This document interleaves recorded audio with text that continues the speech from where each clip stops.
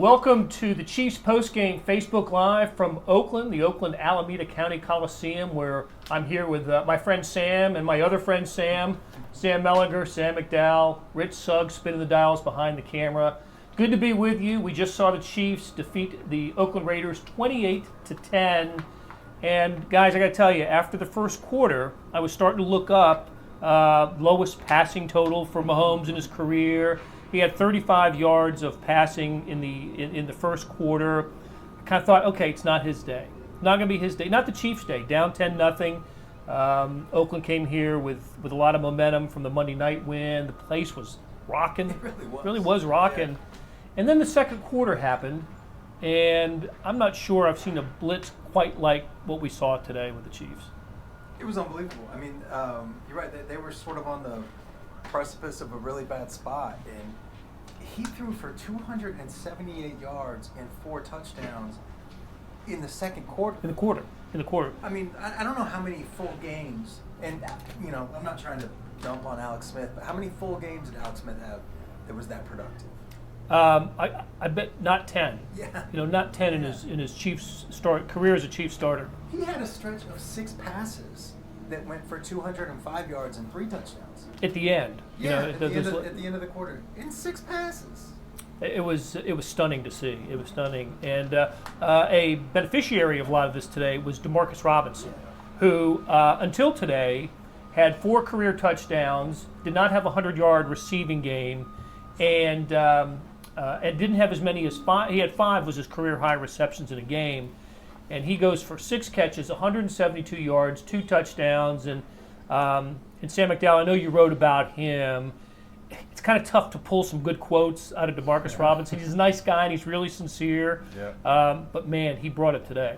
Yeah, and I think what probably stood out most about him was something actually that Mahomes had said, which is that he noticed right off the bat that the Raiders were just going to try and take away Sammy Watkins. And that opened the door for other guys. We saw Hardman have a touchdown, and DeMarcus Robinson, like you said, just had a huge day. And the play that obviously stands out the most, because on the first touchdown, he was just wide open.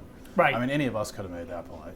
On the second touchdown right before the half, you don't think you could have? Are you doubting me or are you doubting yourself? I'll let the viewer decide. Okay.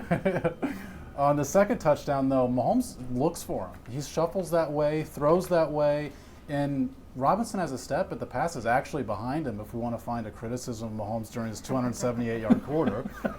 But the pass is behind him, and Robinson has to make an adjustment, bangs against the dirt, which those of us on the field before the game, the dirt is different than the grass is. It's a very hard surface, and ball doesn't come loose at all. So I thought that was the most impressive play he made on the day. I thought that Mahomes, first of all, he had time today, which was critical because he's still laboring a little bit on the ankle.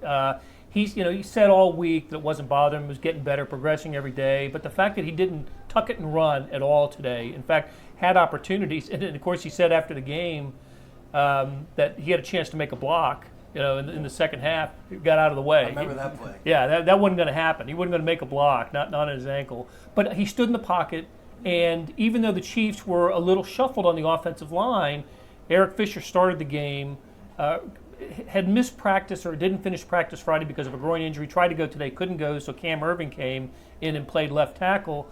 I thought they did a pretty good job keeping Mahomes upright and allowed him to do what Mahomes does. Yeah, I feel like we say a lot of the same stuff about the quarterback after every game, but I don't want to not say it because it's still amazing.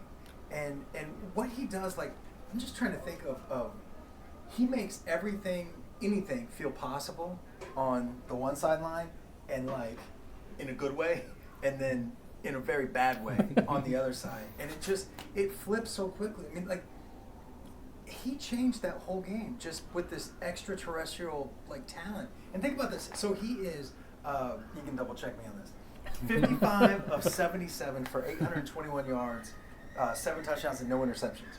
I just looked this up, and there's 4 guys that have thrown for more yards, 5 guys that have thrown for more touchdowns. This is kind of an historic first couple games, and he's done it with being healthy for about a quarter and a half of that.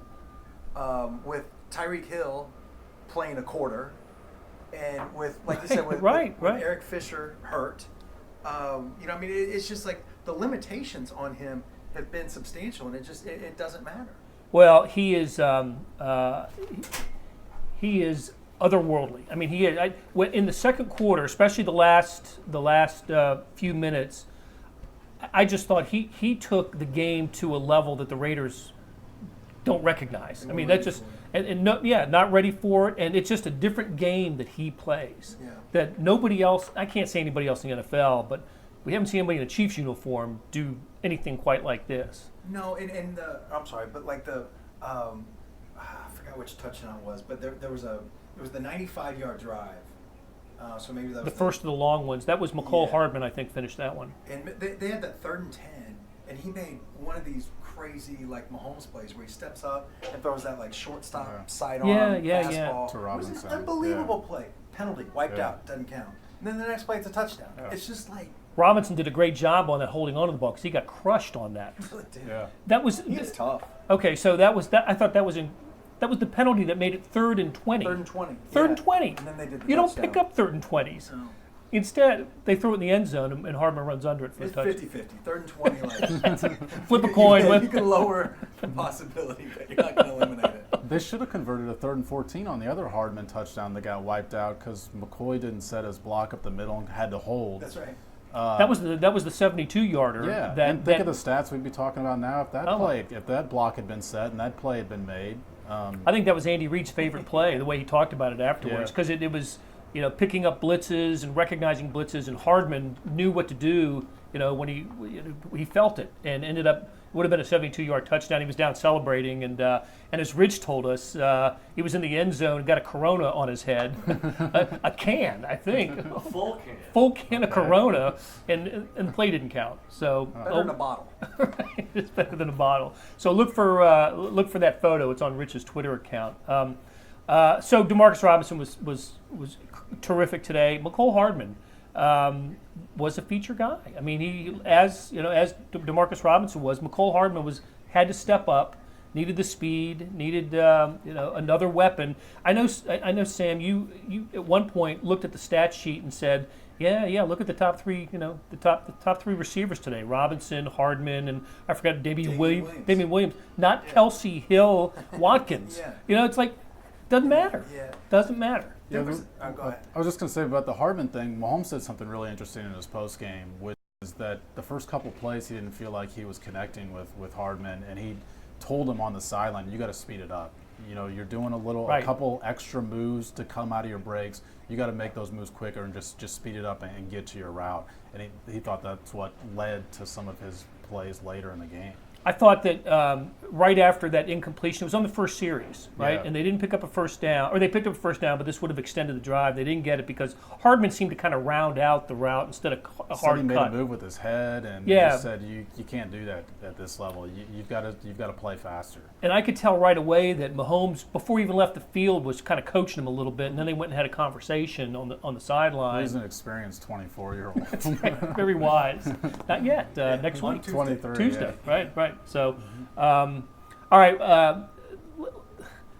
I want you want to change topics because so much else happened this game, but that second quarter, that just doesn't happen. It doesn't have. Well, the Chiefs tied a franchise record for 28 points in the quarter.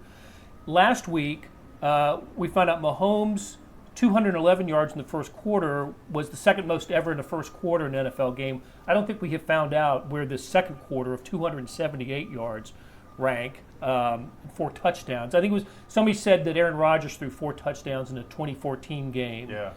But I don't think anybody's thrown more than 4 in a quarter. Derek Carr's never thrown more than 4 in a game.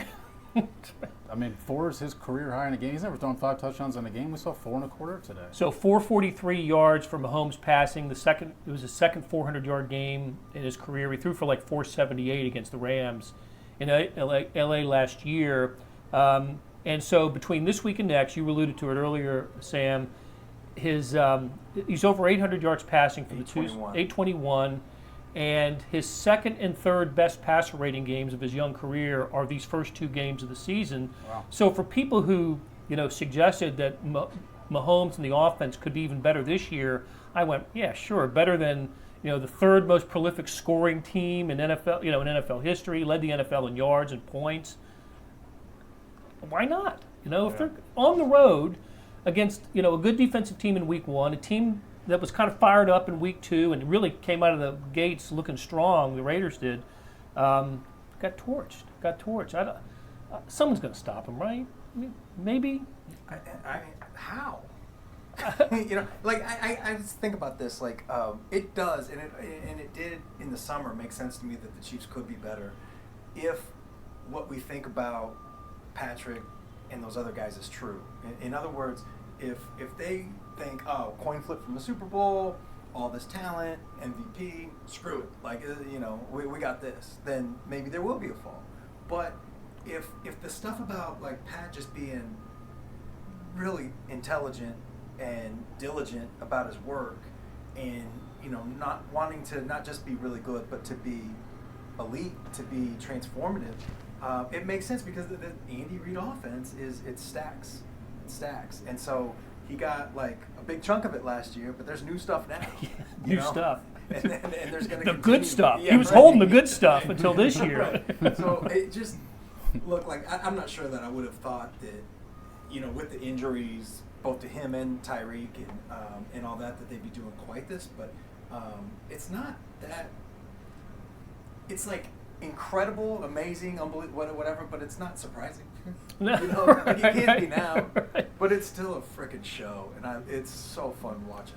You do wonder just about the run game. I mean, it's hard to criticize anything after what we saw, especially in that second quarter. But you do wonder if at some point they're going to, especially when the games get colder in December and January, if they're going to have to learn how to run the football better. More effectively. Here they are in the fourth quarter with a 3-score lead, and they're still throwing the ball because that's the best way for them to. I thought that said a lot, actually, the fact that they're still trying these short passes rather than just trying to run the ball up the middle and run out the clock. And we thought last week in Jacksonville maybe LaShawn McCoy was going to be that guy, but he had a tough day today, and Damian Williams was, again, more effective out of the backfield as a receiver than he was a running back. But I was praising the offensive line. I thought they did a good job protecting Pat Mahomes, but unlike last week in Jacksonville, didn't seem to blast open many holes for McCoy and Damian Williams. I'm actually, we talked about this during the week. I am all in on them throwing 80% or more. I just think that's the way that they can move the ball, and it doesn't make conventional sense. You got to run the ball to set up the pass. You got to run the ball in the playoffs or whatever. But conventional wisdom has never seen this. It's never seen and he's 55 of 77 on the year. I don't know that percentage off the top of my head, but pretty damn good. Good, very good. And, yeah, it's in the good zone. Yes, and those shorter passes. 72. A lot of times that can be a run.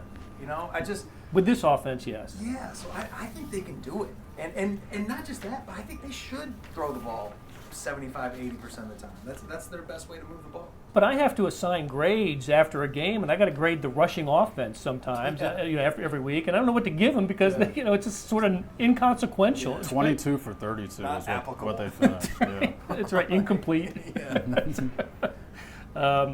Okay, so Sam McDowell, I'm kind of with you. I think I would, at least in the fourth quarter, bleeding the clock a little bit. You want to see them when everybody knows they're going to run, be able to run, move the sticks a little bit. They've done it even with Mahomes last year. I mean, they ran the ball effectively. It is a weapon that I feel like they have if they use it. But Hunt was that guy too. Yeah, you're right. But Damian Williams averaged, I think, 5 yards a carry filling in for Hunt last year, and he still has been extremely effective on that wheel route that they seem to be using a lot in these first 2 weeks. You wonder if maybe teams will start adjusting to that, but that route was open once down the left sideline that Mahomes went elsewhere with it. Mahomes went elsewhere with it because he couldn't get out of the pocket and had to throw a little 3-yard pass to Kelsey to extend the drive, but that could have been a big play too. Right.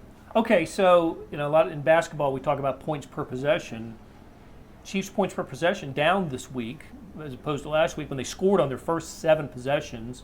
This week they score on 4. Now it's spectacular the way they score and how they score to go 95 and 94 yards on successive drives. That's ridiculous. But in the second half, they only scored in one quarter, as did the Raiders. It's just that when the Chiefs did it, it was just unreal, incredible. I was kind of looking for them to tack on a score in the second half. This is where we are with the Chiefs. 18-point lead, can't tack on, could come back to bite them in New England in December. 443 passing yards, but they couldn't run it. All right, let's switch sides. Like I said, Chiefs piled all their points up in one quarter. The Raiders did the same thing. First two possessions, field goal, go right down the field, field goal, next possession, touchdown, aided by a 43-yard pass interference penalty on the Honey Badger. But Derek Carr took advantage, threw it back of the end zone. Was it Fuller that looked like Fuller slipped or something? And but they got the touchdown. It's 10-0, and you mentioned it, Sam. You were right. It was loud. We had the windows open in front of us here. I've never heard it as loud as I did here, and I just thought, man, this just may not be the Chiefs' day. The Raiders go 4-and-out, 4-and-out, 3-and-out to end the half, and then end of the half. So 4 possessions, they don't score. Meanwhile, the Chiefs are going crazy on offense. And did the Chiefs' defense take a step this week? I think they took a step from the Jacksonville game, but is this a sign of things to come, or just taking advantage of maybe a mediocre team? Yeah, I talked to a few of the defensive backs about that after the game with Matthew and Breland. Breland, I thought, had a great day. I do too. But he's hitting hard, man. Yeah, he's a great tackler. We're used to seeing their cornerbacks haven't been great tacklers here. He's a really good tackler, and obviously had the pick in the end zone. That was a big play. But the Raiders obviously had 15 to 20 plays scripted, like most coaches do, and that resulted in 10 points. And the Chiefs, I think, made most of their adjustments pre-snap. They tried to disguise more. And you saw those first couple drives. The Raiders went sort of a mini no-huddle offense there. They tried to get up and hike the ball as quickly as possible. Well, late in the game, Derek Carr was taking a long time. It was bleeding down under 5 seconds left, and I think it was because he's trying to figure out what the Chiefs are doing pre-snap. So I just thought they did a better job of disguising what they were doing. Well, I know, Melly. You asked Chris Jones after the game, were they stunting more or twisting more? And I think it was obvious that they were, but you couldn't pry it out of Chris Jones, could you? He's not going to tell me that. But spoiler alert, I think they were. I'm pretty sure they were. I thought the defense, they got a lucky break when right in that second quarter when the game started to get out of hand was when Josh Jacobs, terrifically talented rookie good running back, went out with like cramps or he went out for the and that's when, like you just said, like the game kind of got away from him. But I thought the defense was really damn good. The tackling, and look, like I was even encouraged by last week just because the tackling was sound and there were some miscommunications in the back that brought the points up and all that. But I just thought, like, this is like moldable clay that we can work with and see improvement. And today, I don't think the Raiders are very good, but to give up 10 points, on the road, I thought it was really, really good. Again, the tackling was good. They put more pressure on Carr, which I don't think any of us were necessarily expecting just because of how quick they usually get rid of the ball. But Frank Clark blew up some runs. I was impressed. This was a definite step forward. I don't think he got sacked last year. I know he didn't get sacked by the Broncos, who have Von Miller and Chubb on the outside. He got sacked 3 times today, back-to-back plays by Fuller and Passanio in the second half, and Chris Jones got him in the first half. And then to have the interceptions on back-to-back series, and it turns out, if there was not a turning point, but a moment when the Raiders knew it was over, it was when they got down to the 4 in their first possession of the second half, and John Gruden said after the game, we should have run the ball there, but Carr saw something. I guess he saw the coverage he liked, had Williams on the outside on Rashard Breeland, and I just thought he threw a bad ball. Breeland had good position, made the interception in the end zone, and the spirit left Oakland after that. Obviously, the Chiefs didn't take advantage and score because they were done scoring for the day. But on the next possession, Travarius Ward picks up an interception. So 3 sacks, 2 picks. The Chiefs did lose a turnover. Mahomes lost a fumble in the second half. But all in all, Carr had his passer rating was 61-1. Right? That ain't going to win you too many games. So I think kind of quietly the Chiefs had a really solid defensive game today. I don't know if they had one this good on the road a year ago. Maybe somebody will remember one, but I don't know if they played this well defensively on the road last year. So good signs. I think most different than the last couple of years is there were a lot of complaints about this defense's inability to adjust on the fly and do something different. That, hey, this hasn't been working, why do you keep banging your head against the wall here? To see them do something different and all of a sudden a team scores 10 points and you're thinking, here we go again with this defense. Are they more like last year than we thought? And then to shut them out for 3.5 quarters, whatever it was, afterwards, I think that's probably the best sign, even more than the entire picture of just giving up 10 points on the road. So Bobby Harris wanted to know what our thoughts were about Reggie Ragland being inactive for the second straight week. Reid did answer that on Friday. Just said he's sort of the odd man out. Considers him starter, but you know, Reggie was the first guy out of the locker room today, even before we were allowed in there. He was absolutely the first guy out of the locker room, and he tweeted something right after the game too. Something along the lines of "It's going to get better." You know, just kind of an encouragement. Maybe a self-encouragement message to fans, but it just is odd to not see him be part of this when he was. We talked a lot about him in the offseason, a guy who might be able to take advantage of the 4-3, but you knew there was trouble ahead for Reggie when he was on the field for a lot of that fourth preseason game up in Green Bay. That wasn't because they were lacking bodies; it's because that's kind of where he was on the depth chart. So. I don't know what it means for Reggie, except that they think that they're better off with who they have on the field now. Assuming that there's nothing sort of off the field or with focus, and we have no reason to think that, but just assuming that that's the case, I just wonder if it's just it's a numbers thing, but also speed. They wanted to get faster. That was Damian Wilson, that was Darren Lee. They wanted to get faster in that area of the field, and that's not Reggie Ragland's strength. And, Anthony Hitchens has a little bit of go on him, for that position. And so I think that's the only thing that I can think of. They're trying to get faster, and he's not fast. You look at the numbers for the Raiders out of the backfield as far as catching out of the backfield, something that gave the Chiefs a lot of fits. I mean, Washington had 2 for 26, Rashard 2 for 2, and, I mean, that's all they got coming out of the backfield. And, I mean, I think a lot of that's what you're talking about. Just they've got more speed at linebacker with the ability to actually cover running backs this year. Am I picking a nit to criticize special teams for a couple of block in the backs or holding whatever it was on the punt returns? Those drives that started at the 5 and the 6 would have started at the 15 or 20 if it weren't for those. D'Anthony Thomas obviously should have let the one just yes, fall the first over his one head into the end zone. The first one, I think he fielded at the 5. Right. So. All right, hey, our Facebook Live is not complete unless there are 4, and Vahe has finished his column. Off the ground, son. Yeah, there's a microphone there for you, Vahe. You get the fuzzy one, the cute fuzzy one. You've been waiting to say that to me all day.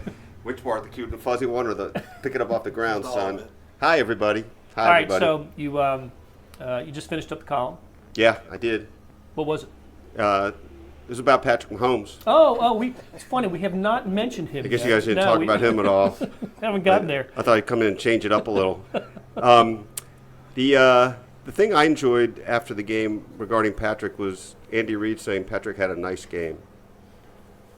But Andy kind of cracked a couple minutes later when we had a little follow-up. Maybe it was my question, actually. He was because I was kind of like, is this just run-of-the-mill for you by now? And he kind of did this thing where he scrunched up his face a little. It's like, you look at these throws and you kind of go, and then we just kind of go on. But I thought that was Andy, moment of weakness, actually letting us know that he thinks Patrick's kind of special. A little bit. Well, and of course, whenever he answers one of your questions, it's always with a Vahe. Vahe. Hey, Vahe. Ever since you said that, I've been noticing. I feel like he does it a lot, but I never really thought he did before. But I'm just glad he can say it right. Well, from now on, if he doesn't mention your name, I'm going to remind him. Hey, that was Vahe, Andy. Did you know? Well, please do. What else really impressed you about? Look, I think this. Like, you could think there were 5, 6, 7 things kind of going wrong for them, right? And all by the end of the first series, Obviously, coming in the game you don't have Tyreek. Patrick's ankle's a little something, right? Not quite right. And now Eric Fisher's out, and you got a little bit of flux. And I thought a play that sort of summed up the early part of the game for them was Patrick expecting Hardman to be where he wasn't. And Patrick actually had kind of a good answer on that, too. I mean, he was making the point that actually he shut me down on the question as it being a miscommunication. He basically was like, no, McCall was wrong. He didn't say that. He would never say it that way, but that ended up being kind of the point. It was like McCall he oversold a fake, or he tried harder than he needed to on a fake, not prioritizing it. He needed to be where the ball needed to be, or where the ball was going to be. And it's funny, we all, I think, remember that play was a sideline pass on the left. First series, maybe the third down play. Mm-hmm. It was. And it reminds you of how intricate this is, right? Yeah. It was like, oh, they don't look good at all. That wasn't even close. And of course, there probably really was a reason, and everything changed in the second quarter, which I think you guys probably discussed. Well, it's funny, Vahe, you and I especially talked about how, and I know Sam feels this way too. We all enjoy coming to this venue, and even though it's a tight, cramped quarters here at the Coliseum, we just enjoy being here and covering games, and we know it's the last one, unless somehow the Chiefs are back here in the playoffs. Doubt it. LOL. But my mood changed in the first quarter when I couldn't access the internet, and we were all ticked off about. Yeah, I was cursing this place. That's right. Lost its charm in the first half, all the way up to halftime, really, with that. Yeah, and even to now, when I'm sure we'll give them a little inside baseball here. Our system is Q. Did you guys? Were you able to transmit your stories through Q? I had to email. I had to go old school. Yeah. I mean, that's throughout the game couldn't access Q, but anyway. But we got in, but the Wi-Fi was a nuisance, and it is a reminder. Maybe you guys talked about this, but there was a Chiefs employee or two today that I used Sam's term "charming dump" to, and they're just like, no, it's just a dump, and it really kind of is. But I'll miss it. I will really miss it, and it was fun to be out on the field today, walking around with Sam McDowell, his maiden voyage here as the last one. You spent some time in the black hole today. I did. And what did you discover in the black hole? You returned, which was a victory in itself. I was down there for the entire first quarter when they were up 10-0. And I mean, it's kind of probably what you would expect down there. It's loud. There's a lot of alcohol, a lot of cussing, someplace you'd probably never want to take your kid to. But if you're there were kids in there. There's a couple kids in there. Okay. But if you're a sports fan, I feel like it's something you absolutely would love. Just being a part of other people that are as passionate as you probably are about, I guess, the Raiders. Or it seemed like they're as passionate about hating other things than they are actually loving what they actually have. I'm sure there are a few red holes at Arrowhead, too. Maybe not as big as the black hole here. By the way, a lot of them in the parking lot. Well, yeah. By the way, speaking of that, though, executive producer Rich Sugg, I think, had a moment that crystallized a lot of this with an actual beer can. Yeah. Did that hit Hardman? I think it did. Yeah, it looked like it had a little velocity, just based on but you caught it frame by frame coming through.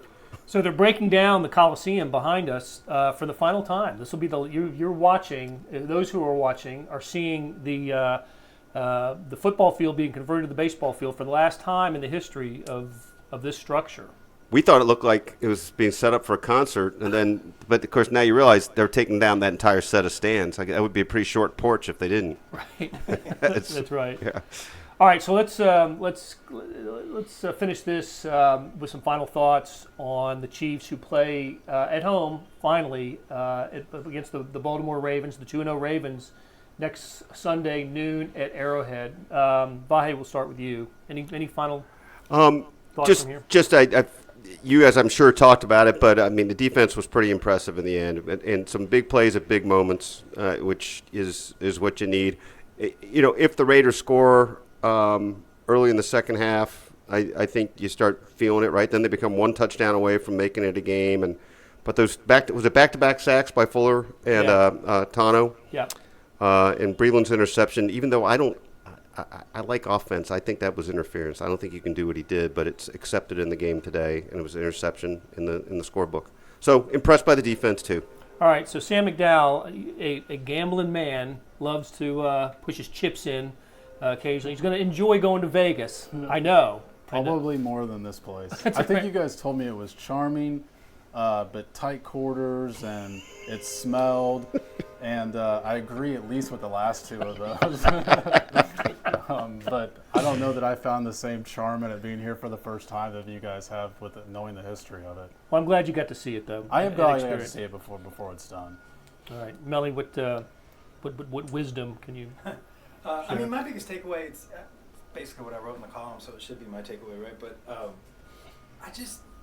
that game with the second quarter and the quarterback and all that stuff, Chiefs teams in the past would have been partying in the locker room. The music would have been blaring, they would have been dancing, they would have been, all this stuff. And it was like a business meeting in there, It was like, I mean, they were happy. Like, they're not soulless.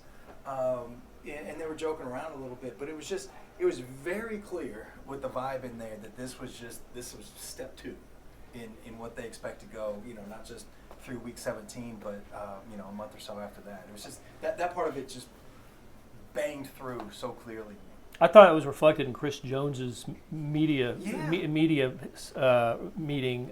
Just usually a upbeat, happy guy. Yeah. No, not really. And they just gave up 10 points. Right. Had one of their better and games. He's like, we should have had a shutout. Really? And also, he shut you down on asking. Wasn't that you asking him about stunts? Yeah. How did he phrase it? I'm not telling you. He's not telling me, but they were using more stunts. we know that. Picked up on that. That was like Frank Clark said, confident but not complacent. Like everybody who talked, basically like on their own, was bringing up, well, we should have done this. We should and with Mitch Schwartz, who's one of my favorite people to talk to in that locker room. I was like, oh man, that second quarter, wasn't that so fun? And he was basically like, yeah, it's cool, but like, we only had like 20 yards rushing, and I was like, right, but, and he goes, yeah, okay, but it's like that's where they're at. And that's what it should be. Like, you can tell, and I wrote something like kind of like this, when you're able to get, I know it's not for a long time, but in the locker room, in those moments like we are, you can tell a team that hopes, and a team that expects. Like, you can tell that difference, and this team is clearly different than any other Chiefs team that I've covered here. As long as 15 stays healthy. That's right. Yeah. Keep 1-5 upright. Yeah. He changes everything, and an injury to him will change everything. Yes. Don't be blocking people. Right. Yeah, that was a highlight. Was his avoidance of the block? Yeah, it was. It really was. It was interesting whether or not he was referring to he didn't block him just because he was hurt or because it was a bad decision. Because I really responded to when I think it was the question. Maybe you asked it about his ankle being hurt, if that changed anything, and then he mentions that play. It's like, well, wait a minute. There shouldn't be a player involved in under any 100%. circumstance, right? If you have a bulletproof vest, you should not be blocking. But that's a really good distinction, Sam. It's kind of like, well, Patrick, why would you be thinking about that anyway? Right. I remember him doing it once last year. I remember him blocking somebody on a whatever it was. I can't remember the play, but as good as this Chiefs offense has been, as with Mahomes at quarterback, I hadn't seen anything like we saw in the second quarter today. That went to a level that I just didn't expect or hadn't seen, or was kind of in disbelief. And they were playing, that offense was playing at a level that nobody plays. You just don't see that. Without their starting left tackle, without their best receiver, yep. And with Patrick, kind of something with the ankle, right? I mean, that's the thing that sticks out to me. All that and playing on a tier above. It really does seem like I think you used the term when we were chatting in the press box, like they're playing a different game. Yep. And maybe in exchange for that, they were not allowed to score on any of the other possessions. We'll give you those 4 and look crazy good doing it, but you can't score on any other possession. So, all right, with that, we are going to get out of here. Big thanks to Big O Tires for sponsoring this thing. Big thanks to Rich Sugg for spinning the dials and shooting this. So we'll get a pregame Facebook Live together soon. I bet next week at Arrowhead. I bet we do. We've had technical difficulties each of the 2 weeks that we're on the road. Coincidentally, 2 of the worst stadiums in Jacksonville and Oakland. So, with that, we will see you guys this week, Facebook Live on Thursday from Big O Tires in Kansas City.